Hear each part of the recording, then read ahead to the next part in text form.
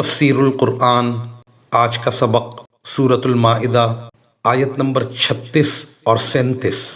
اعوذ باللہ من الشیطان الرجیم، بسم اللہ الرحمن الرحیم۔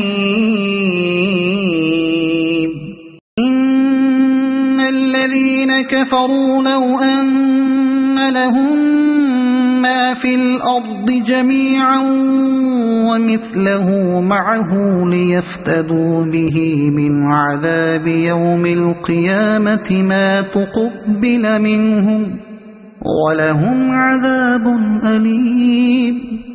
يريدون أن يخرجوا من النار وما هم بخارجین منها ولهم عذاب مقیم۔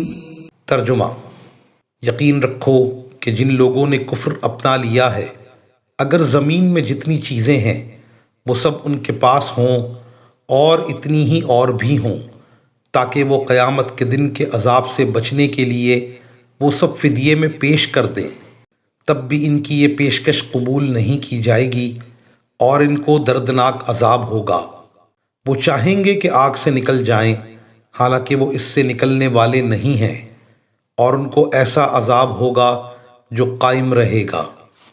ان آیات میں اہل کفر کے بارے میں فرمایا کہ جب قیامت کے دن عذاب میں ڈال دیے جائیں گے تو ان کی یہ آرزو اور تمنا ہوگی کہ زمین میں جو کچھ ہے وہ سب اور اس کے ساتھ اس کے بقدر اور بھی ہو، اور یہ سب دے کر خلاصی پالیں اور جان چھڑا لیں، تو ان سے قبول نہیں کیا جائے گا۔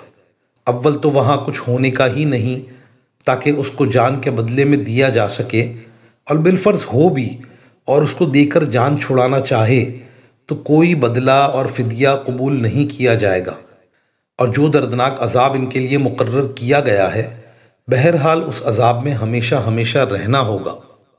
پھر فرمایا یریدون ان یخرجوا من النار وما هم بخارجین منہا، کہ وہ دوزخ سے نکلنا چاہیں گے لیکن وہ اس سے نکلنے والے نہیں۔ پھر فرمایا وَلَهُمْ عَذَابٌ مُقِيمٌ، اور ان کے لیے عذاب ہے جو ہمیشہ رہے گا۔ وآخر دعوانا ان الحمد للہ رب العالمین۔